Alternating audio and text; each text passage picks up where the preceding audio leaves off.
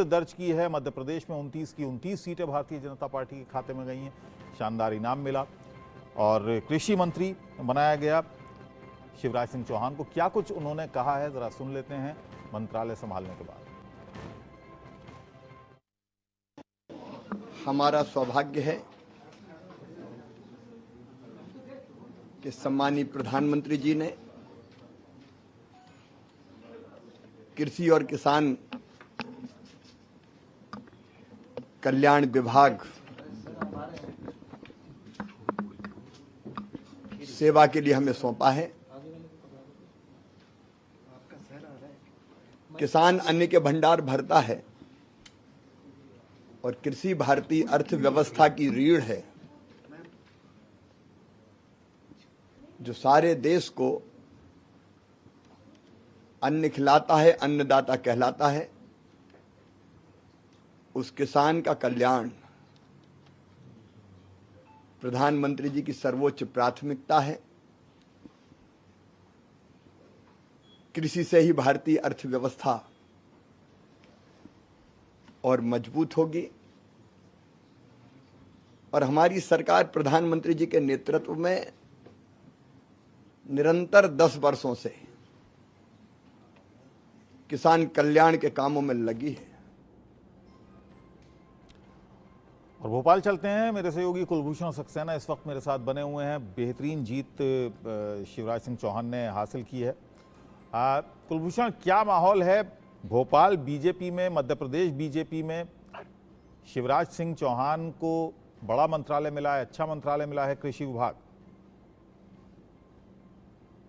बिल्कुल, मध्य प्रदेश की अगर बात की जाए तो क्योंकि शिवराज सिंह चौहान बीजेपी के वरिष्ठ नेता है, मध्य प्रदेश में 18 साल से अधिक मुख्यमंत्री की कुर्सी को वो संभाल चुके हैं और पूरे देश में सबसे अधिक लीड से वो चुनाव जीते हैं, तो कहीं ना कहीं उनका कद भी जो है हमने देखा कि मोदी कैबिनेट में बड़ा है और कृषि मंत्रालय एक बड़ा विभाग, एक बड़ा मंत्रालय उनको दिया गया है। लेकिन उनके सामने चुनौतियां कहीं होगी, क्योंकि हमने पंजाब हरियाणा में देखा कि किस प्रकार से किसान अपनी मांगों को लेकर जो है आंदोलन करते हुए नजर आए, तो किसानों को समझाना।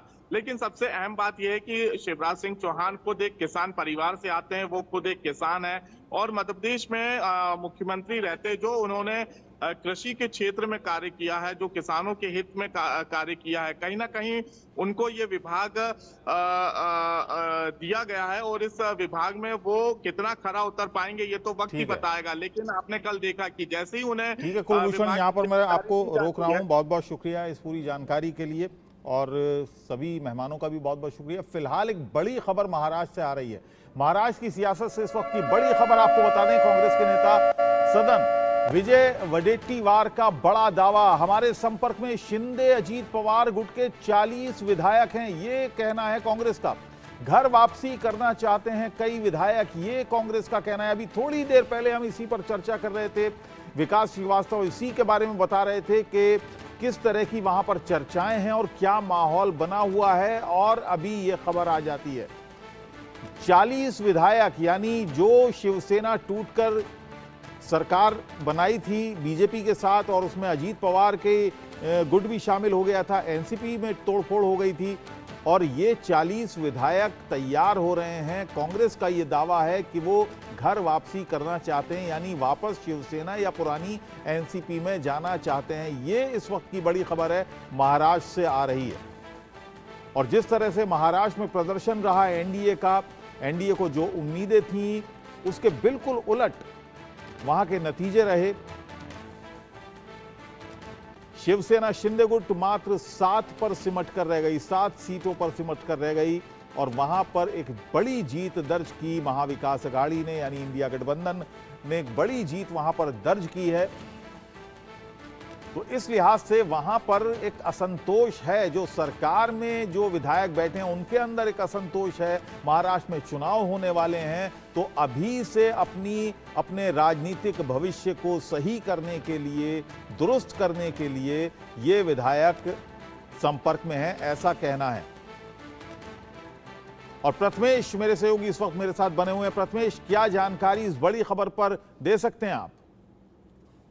जी बिल्कुल, अगर गुट के विधायक है वो संपर्क में, ऐसा कांग्रेस नेताओं की तरफ से कहा जा रहा है। हालांकि जिस तरीके से नतीजे आए हैं और जिस तरीके से अगर परिणाम देखा जाए तो वो बहुत ज्यादा उत्साह करने वाले नहीं है अगर महायुति की तरफ से देखा जाए, जिसमें शिंदे गुट को अगर देखा जाए तो सिर्फ 7 सीट मिले हुए हैं। जिसके बाद अभी कुछ ही दिनों में जो विधायकों के जो इलेक्शंस है वो भी लगने वाले हैं महाराष्ट्र में। और जिस तरीके से कहा भी जा रहा है कि कुछ नाराजगी जताई जा रही है शिंदे गुट के तरफ से, क्योंकि उन्होंने 7 सीट लाए थे और जिसके बाद उन्हें सिर्फ एक ही मिनिस्ट्री ऑफ स्टेट दिया गया इंडिपेंडेंट में। लेकिन उनके तरफ से ये कहा गया है कि जिस तरीके से जिस तरीके से जेडीयू के तरफ से भी सीट लाए गए थे उन्हें कैबिनेट दिया गया, और जिस तरीके से बिहार में भी 5 सीट लाए थे एक पार्टी ने, उन्हें भी कैबिनेट दिया गया। लेकिन हमने अगर 7 सीट लाए हैं तो हमें क्यों नहीं दिया जा रहा है कैबिनेट का एक पद। इस पर एक बहुत बड़ा एक निराशा जताई जा रही है शिंदे गुट की तरफ से, जिसके कारण आज कांग्रेस के नेताओं की तरफ से ऐसा कहा गया है कि कुछ जो शिंदे गुट के विधायक है वो हमारे संपर्क में और वो कभी भी हमारे साथ आ सकते हैं। जी, लेकिन आगे क्या नीति रहेगी कांग्रेस की, इस पर भी उन्होंने कोई सफाई दी है? क्या चुनाव से पहले कोई बड़ा उलटफेर होगा?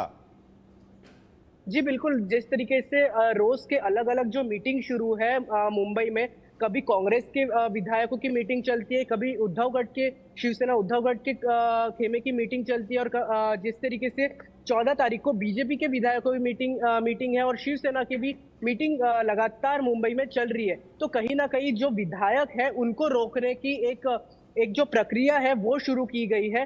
शिंदे गुट की तरफ से भी लगातार जो मीटिंग है विधायकों की, जो इलेक्टेड एमपीज आए हैं इस बार जो लोकसभा चुनाव में, उनकी भी लगातार मीटिंग शुरू हुई है और उसके बाद उनको रोकने का और जो भी उनके कुछ नाराजगी है वो उनके दूर करने का जो काम है वो इसमें किया जा रहा है। जी चलिए, बहुत बहुत शुक्रिया प्रथमेश इस पूरी जानकारी के लिए, आपका बहुत बहुत धन्यवाद। और एक छोटे से ब्रेक के लिए यहां पर रुक रहे हैं। ब्रेक के बाद भी खबरों का सिलसिला लगा